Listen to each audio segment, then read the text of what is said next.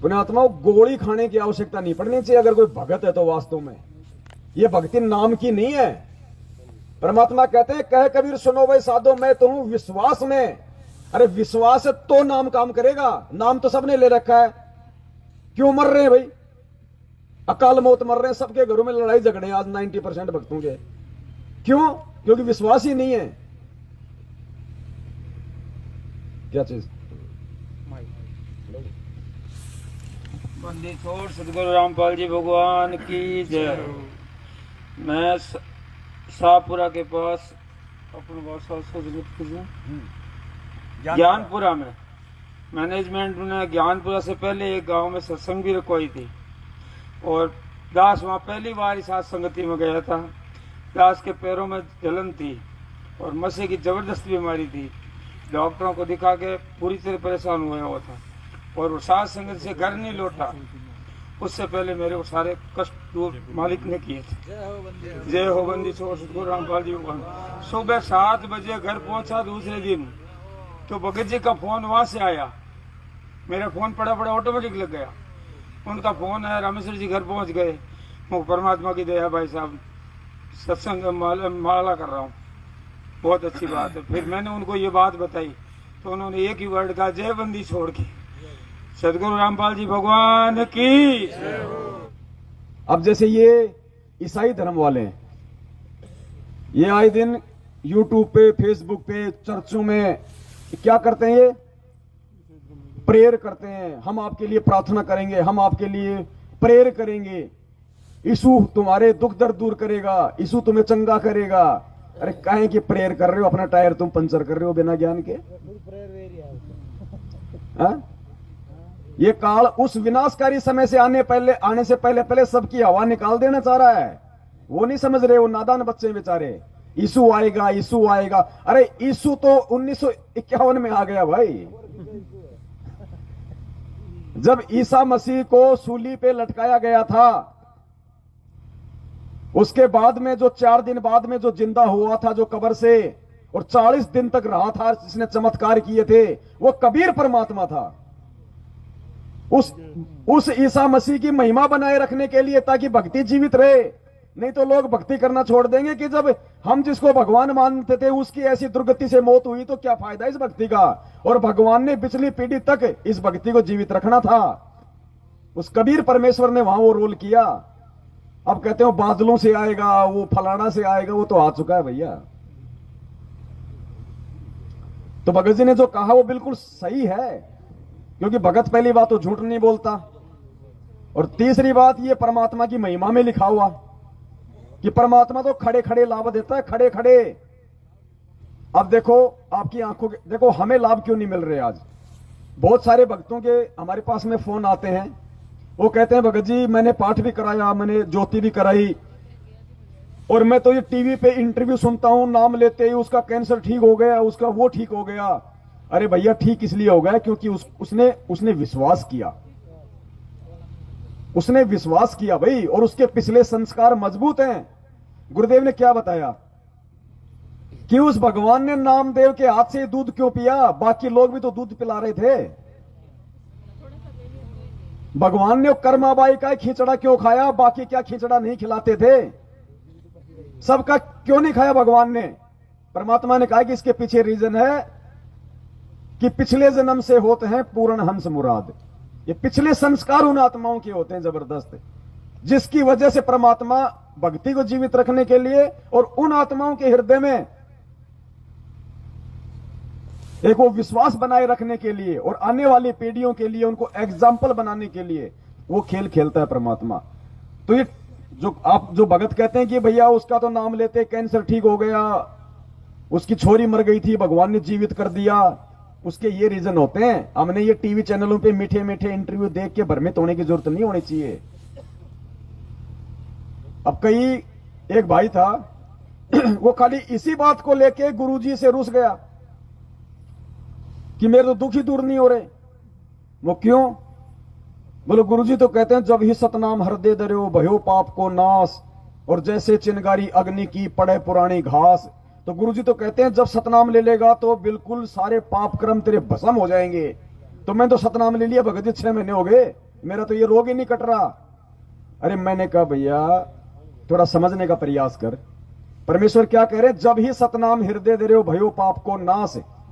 जिस प्रकार गुरुजी ने बताया कि माचिस होती है, माचिस की तिल्ली तुम घास के लगाओगे तो वो घास को जला के नाश कर देगी। अब ये भी तो देख, एक तरफ तो 1 किलो घास है, एक तरफ 1 टन है, तो माचिस तो अपना बराबर काम करेगी, दोनों को आग लगाएगी। लेकिन जो 1 किलो है वो तो 5 मिनट में भस्म हो जाएगी, और 1 टन को भाई लग जाए 4 दिन। तो तेरे पाप कर्म भी तो देख है कितने युगों युगों के। पुण्यात्माओं बहुत गहरा है ये अध्यात्म, जितना जाओगे उतना ही अंदर। परमात्मा क्या कहते हैं, जुगन जुगन के पाप सब युगन युगन के मैल। युग और जुग ये 2 शब्द हैं। जुगन जुगन के पाप सब और युगन युगन के मैल, जानत है जगदीश तू बहुत किए बद फैल। ये परमात्मा तू जानता है कि उन जुगों जुगों में और युगों युगों में हमने कितने पाप कर्म किए हैं। युग, एक युग, और जुग, कितने युगों को मिला के एक युग बनता है। कहते हैं इतने युगों से जुगों से तू पाप कर्मों में धसा हुआ है, और अब तू चाहता है कि शरण में आते तेरे सारे में पाप कर्म हल्के कर दूं। तू भी तो उतना विश्वास बना के दिखाए एक बार। तू चाहता है मेरे सारे पाप कर्म नाम लेते भस्म हो जाएं, और मैं चाहता हूं कि नाम लेते तू मेरे ऊपर समर्पित हो जा। क्या तू हो पाएगा? नहीं, तो मैं कैसे काट दूंगा। गुरुजी कहते हैं ये तो वही बात है, जितनी चीनी डालोगे उतना ही मीठा होगा। तो परमात्मा तो खड़े खड़े लाभ देने के लिए तैयार है भाई, लेकिन कोई लेने वाला चाहिए। भगत जी कह रहे हैं वो गलत नहीं है जो इनके साथ जो हुआ है, परमात्मा ने उसके एग्जाम्पल दिए हैं। ये सत्संग सुनो पुण्यात्माओं, ये वही भगवान है, कोई दूसरा नहीं है, ये काशी वाला ही है। इन बातों को हमने बहुत गहराई से सोचना चाहिए पुण्यात्माओं। पर तुम तो ये बातें हर स्थान पर बार बार ये सुनने को नहीं मिलती है। तुम मौज कर रखी परमात्मा ने कि यहाँ 15वें दिन बाग लगा दिए अपने सत्संग के, और भगवान आत्माएं रह कर आ रही हैं। देख कितना दयालु है ये परमात्मा, अपनी प्यारी आत्माओं को पहले तो सुख देता है, दुखों को दूर करता है, और फिर इनको रुचि बनाता है कि ओहो देख ये पैसा मेरा वहां बर्बाद होना था, आज भगवान के पुण्य में लग रहा है। ये समय मेरा वहां हॉस्पिटल में लगना था या किसी और वहां लगना था, और आज परमात्मा के चरणों में आ रहा हूं। वो आने की हिम्मत भी देता है, दान करने के लिए पैसा भी देता है, और अंदर से प्रेरणा भी करता है। करे करावे साईया ये मन में लहर उठा, दादो सरदर जीव कहो आप बगल हो जा। करे करावे साईया मन में लहर उठा, और दादो सरदर जीव के आप बगल हो जा। परमात्मा सामने नहीं आता कि मैं कर रहा हूं, नहीं, उधर से यहां बहुत से ऐसे प्रमाण आपको मिलेंगे। डॉक्टर ने कह दिया कि इसको 2 लाख रुपए लगेंगे, इसका ऑपरेशन होगा, और वहां ले जाइए पीजीआई के अंदर। पीजीआई में जाते हैं, एक बहन ने बताया कि मुझे गले में, अभी की बात है, मेरे को गले में 4 गांठें होगी। ध्यान से सुनना ये सत्संग, पुण्यात्मा वही भगवान है, और इसने जो लाभ दिया किसी जानवर को नहीं दिया, अपने भक्तों को दिया है, और हम भी उसी कैटेगरी के भगत हैं, सिर्फ विश्वास की कमी है।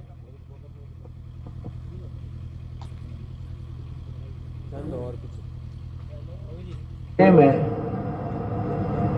4 गांठें होगी, पानी भी नहीं घट के जाए, अंदर नहीं जा रहा था।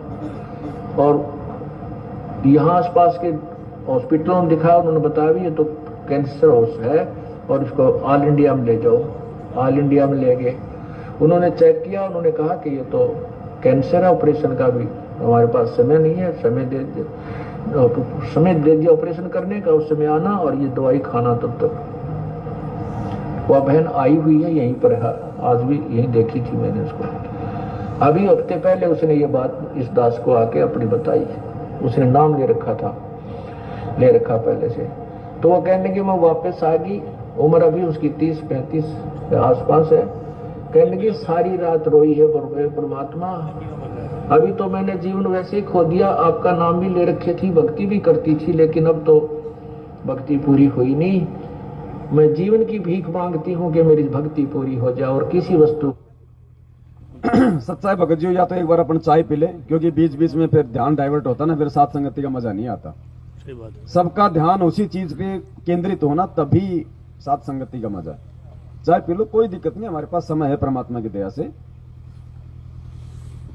और ये समय परमात्मा जब तक देगा, चाहे 10 साल हो जाएं, जब तक भक्ति चाहने वाला और मोक्ष चाहने वाला प्राणी सतगुरु रामपाल जी को भगवान के रूप में हृदय से स्वीकार नहीं कर लेगा, तब तक ये समय मिलता रहेगा।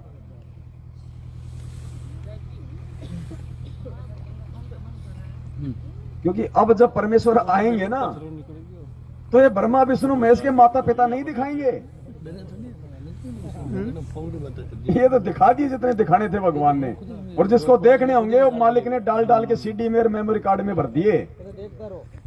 अब तो हम जैसे नालायकों ने अपने भगवान की महिमा गानी है। आश्रम में बैठा के सिंहासन पे भगवान को भोग लगेगा जैसे आज लग रहा है। अब गुरुजी अपने आप को छुपाने वाला रोल नहीं करेंगे। अब उन्होंने अपनी पहचान करवा दी। भगत जी वो जनरेटर, अब तो परमेश्वर को भोग लगेगा जैसे यहां लग रहा है। भगत जी जनरेटर, अब तो मालिक राज करेगा पूरी दुनिया पे। चाय कॉफी।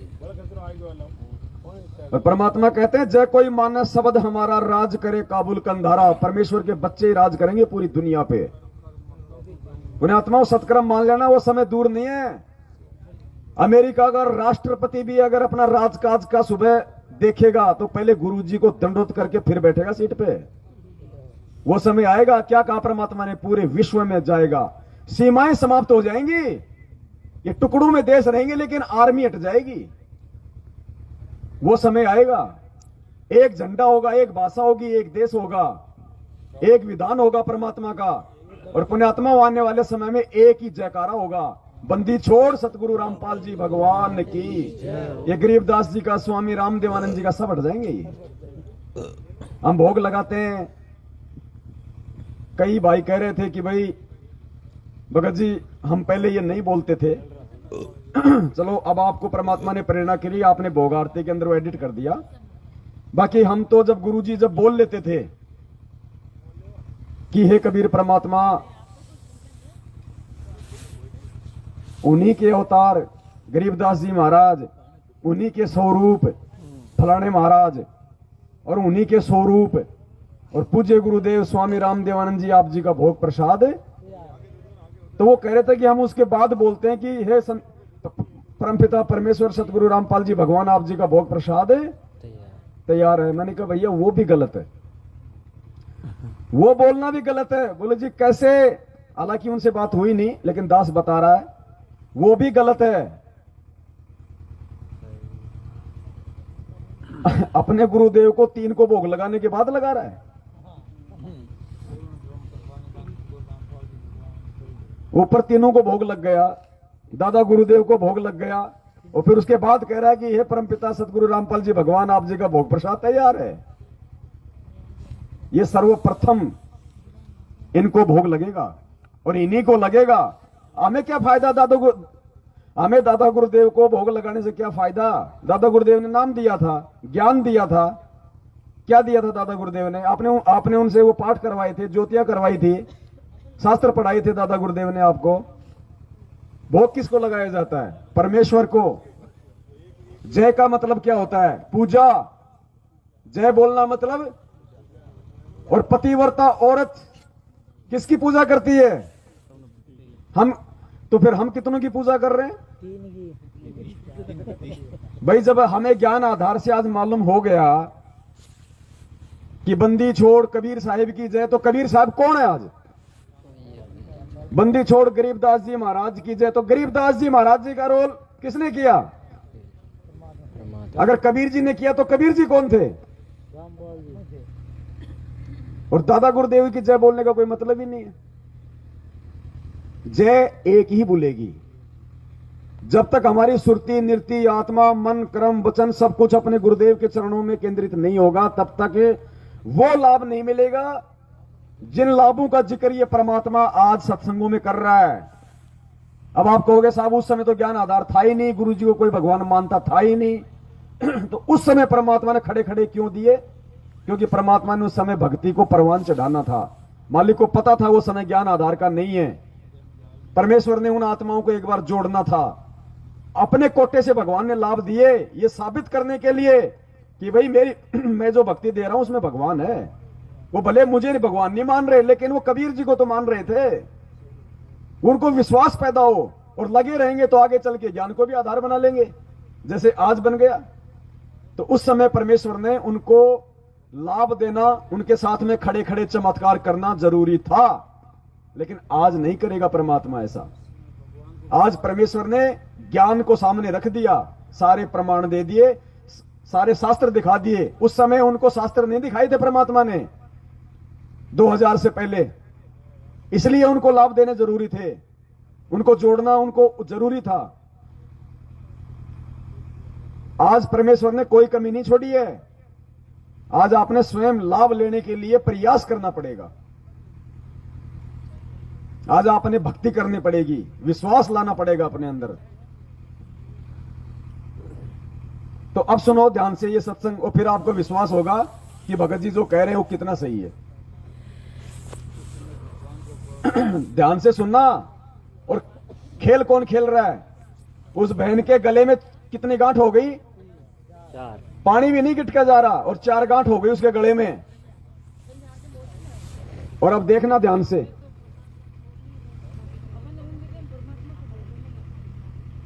क्योंकि मुझे चाह नहीं रही, सारी रात रोई। ऑपरेशन मेरे को गले में से,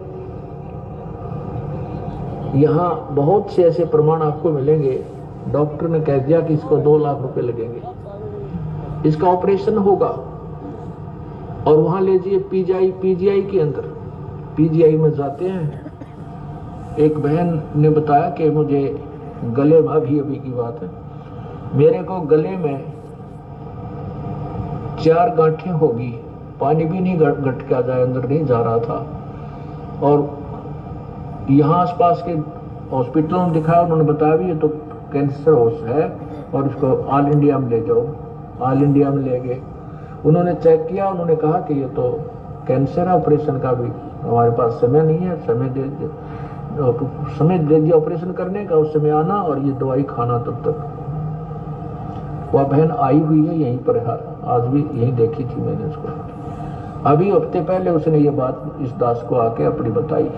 उसने नाम ले रखा पहले से। तो वो कहने की मैं वापस आ गई, उम्र अभी उसकी 30-35 के आसपास है। कहने की सारी रात रोई है परमात्मा, अभी तो मैंने जीवन वैसे ही खो दिया, आपका नाम भी ले रखे थी, भक्ति भी करती थी, लेकिन अब तो भक्ति पूरी हुई नहीं। मैं जीवन की भीख मांगती हूँ कि मेरी भक्ति पूरी हो जाए, और किसी वस्तु की मुझे चाह नहीं रही। सारी रात रोई, सुबह उठ गए। उसने पुण्यात्माओं अपनी जीवन रक्षा किस चीज के लिए चाहिए? भक्ति के लिए। भक्ति के लिए, बेटे के लिए नहीं कि मेरा बेटा छोटा है, मेरा छोरा नहीं ब्याया गया, अब ये भी धंधा शुरू किया है, 5 लाख रुपया कर्जा लेके लगाया है, ये नहीं कहा उसने परमात्मा से, हृदय से। परमात्मा भक्ति के लिए।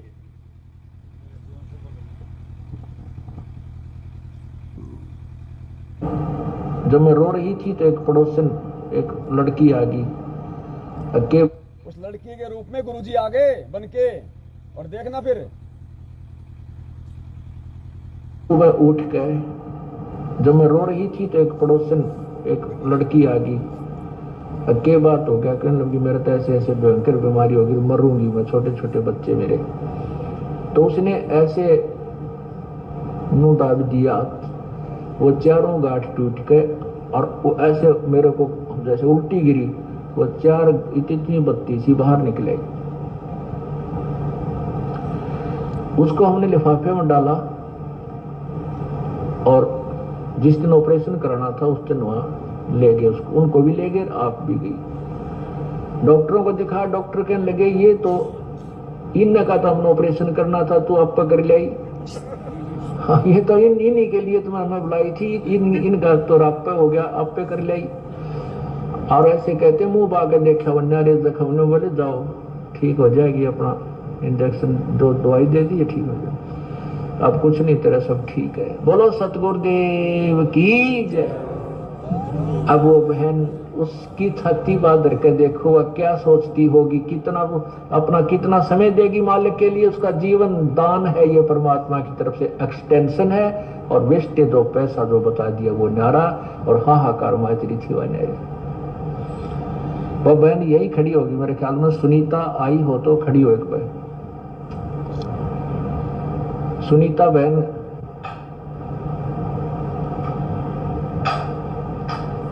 वो चली गई होगी फिर।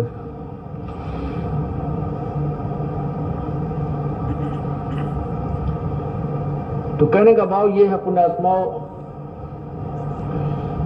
अब कहते करे करावे साइया मन में लहर उठा।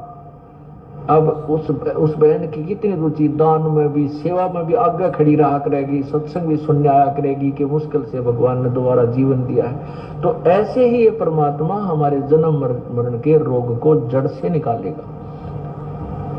तो क्या बताते हैं, नर से तीतु पशुआ की जय गद्दा बैल बनाई, ये 56 भोग कहाँ मन बोरे, कहीं कुरडी चरने जाई।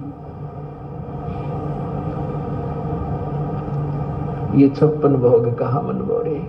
पुण्यात्मा बहुत गहराई से सोचा करो इन बातों को जो आपको बताई जाती है। कोई शौक नहीं है हम कह रहे हैं तुम सुन रहे हो, ये कहन सुनन तक नहीं रखना। ये बातें कहन सुन की नहीं, ये कर पाड़ने की है। ये केवल सुनन तक सीमित नहीं रखना, इनके ऊपर कदम टू पॉइंट आपने चलने का प्रयत्न करना है। सहारा भी भगवान देगा, कबीर परमात्मा आपको सहारा भी देगा। हम उसी के सहारे से इस काल के साथ संघर्ष कर सकते हैं। जीव के बस की, जीव की कोई औकात नहीं है। कहते हैं ब्रह्मा का आसन खिसा जब सुनी काल की गाज। यो काल जब दहाड़ता है, गरजता है, ब्रह्मा जैसे, ब्रह्मा विष्णु महेश जैसे के जो है ना, उसके आसन भी थर्राने लग जाते हैं। और अर्जुन जैसा योद्धा देखकर उस काल को कांप रहा था, तो बाकी किसके विषय में कहें कि इस काल से कौन सुरक्षित हो सकता है। ये तो कबीर परमात्मा के सामने इस काल की दाल में ही गलती है, नहीं तो 21 ब्रह्मांड में ये सब के ऊपर प्रभु है। केवल कबीर परमात्मा के सामने ये नतमस्तक हो जाता है। उसकी चर्चा के जहां चलते वहां आसपास भी नहीं रहता। ये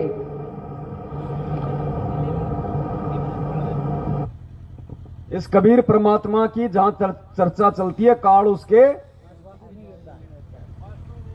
उस बस में इसार तारीख पे जाने के लिए महाराष्ट्र से 40 लोग बैठे थे।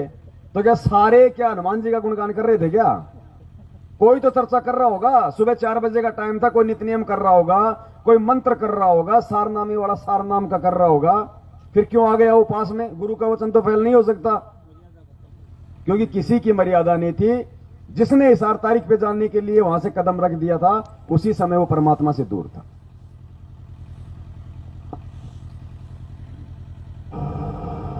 दादू साहब कहते हैं, केर ही नाम कबीर का ये विषम काल गजराज। दादू भजन प्रताप से यो भाज्य सुनकर आवाज। जैसे आथी ये परमात्मा की महिमाओं में लिखा हुआ है। गुरुजी कहते हैं ना, परमात्मा की महिमाओं में लिखा हुआ है। ये लाभ देना, ये उसके गुण हैं, ये दिए भगवान ने, और आज भी दे रहा है और आगे भी देगा अगर कोई लेने वाला होगा तो। एक और सुनो एक बहन का, पुण्यात्माओं रोंगटे खड़े हो जाएंगे।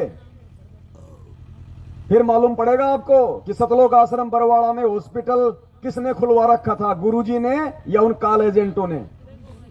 जिनको भगवान पे विश्वास नहीं था, उन्होंने वो हॉस्पिटल खोल रखा था, जो बरवाला कांड के बाद एक मुकदमे का कारण बन गया। दास ने उस पर 4 घंटे का वीडियो बनाया था जब उस मुकदमे में आया था फैसला कि ये सारे के सारे जो ये कुकर्म है, ये मैनेजमेंट वालों की अपनी सोच है, गुरु को मानुस मानने के चलते। अरे गुरुजी के बॉडीगार्ड, पुण्यात्माओं, आज आप गुरुजी के पीछे उनकी रक्षा के लिए बंदूक लेके चल सकते हो क्या? हिम्मत है क्या? नहीं है? गुरुजी के बॉडीगार्ड। अरे 50,000 मिलेंगे, कोई तो खड़े हो। नहीं नहीं सही पैसा। है? ये गुरु को मानुस मानने के चलते ऐसी घटिया सोच थी मैनेजमेंट की। और एक नहीं 40-40 चलते थे, 30-30, 20-20 सत्संग गुरुजी करते थे। चारों तरफ शीशा लगा रखा था। कौन सा शीशा? बुलेट प्रूफ, बंदूक भी नहीं जा सकती उसके अंदर गोली, वो शीशा लगा रखा था। और उस शीशे के दोनों तरफ संगत की तरफ बंदूक तान के दो और खड़े रहते थे ना, जब तक गुरुजी सत्संग करते थे। अरे मेन गेट पे तो मशीनों से हमारी चेकिंग। गुरुजी के तूने शीशे ऐसे लगा रखे जिनमें बंदूक नहीं जा सकती, दो तुम और खड़े हैं, और सामने बेचारे ये भोले भगत, ये गरीब भगत बैठे। हमें भगत नहीं, वो आतंकवादी समझते थे कि पता नहीं कौन सा मार देगा गुरुजी को। अब बताओ, ये हाल था। ये विधान भगवान ने चेंज करना है पूरा। ये गंदगी थी जो भगवान ने निकालनी थी। आश्रम में स्विमिंग पूल जो गुरुजी की बदनामी का कारण है। अरे हमें तो परमात्मा कम से कम सुविधा देने की बोलता है, और गुरुजी वहां पे 15 लाख का अपने बच्चों के दान से स्विमिंग पूल आके छिपके मार के नहाएगा। ये घटिया सोच किनकी? उन काल प्रेरित लोगों की। काल ने उनमें पहले से ही प्रेरणा कर रखी थी, अपना एजेंट बना रखा था। सतलोक आश्रम बरवाड़ा में पीछे 5 मंजिल का महल खड़ा कर रखा था मार्बल का। किसने किया? वो भगवान तो आज 8x12 की कुटिया में सो रहा है, जहां पे फर्श भी टूटा हुआ है। ये वो संत है जो 120 साल तक वो काशी में रह के चला गया झोपड़ी में, आज मार्बल में सोएगा बना के। और 5 मंजिल का जो हमें कहते हैं कि घर तो 3.5 आध गणा तो पूरा 4, इससे अधिक जो चाहे उसको नहीं है ज्ञान है। करनी और कथने में अंतर इसके नहीं हो सकता। ये करनी और कथने में अंतर इन मैनेजमेंट वालों के था, जिसका परिणाम पूरी संगत ने भोगा और ये खुद भोग रहे हैं।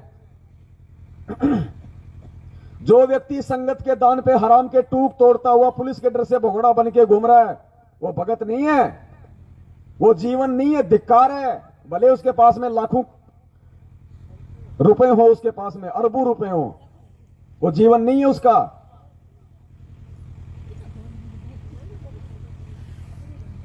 आज वो सबके सामने आके बैठ के आज वो संगत को कोई संदेशा नहीं दे सकता। देखा आपने कभी उसको संगत में? अरे गुरुजी के असली बेटा बेटी कौन है? खुद का बेटा तो भगोड़ा बन के घूम रहा है, वो बेटा है। आज उसकी दोहरी जिम्मेदारी थी। अगर वो समझता कि गुरुजी मेरे शरीर के बाप है, तो नालायक तेरा तो 2 तरीके से हुआ बाप है, शब्द का भी और बिंद का भी। अगर तू मानता तो तेरी तो हमारे सत्सेवकों से भी डबल सेवा होनी चाहिए थी। आज चाचा ने टुकड़े फेंक रखे हैं, आराम से घूम रहा है भक्तों के, कभी कहीं 20 दिन, कभी 10 दिन, कभी होटलों में। दाढ़ी बढ़ा रखी है छोटे वाले ने बड़ी बड़ी, भगोड़ा है ना। पुण्यात्माओं बहुत, अब क्या बताए दास यहां पे। ये परमेश्वर ने दया की, कैसे सद्बुद्धि दी भगवान ने, जो उस गंदगी से हमें निकाल दिया।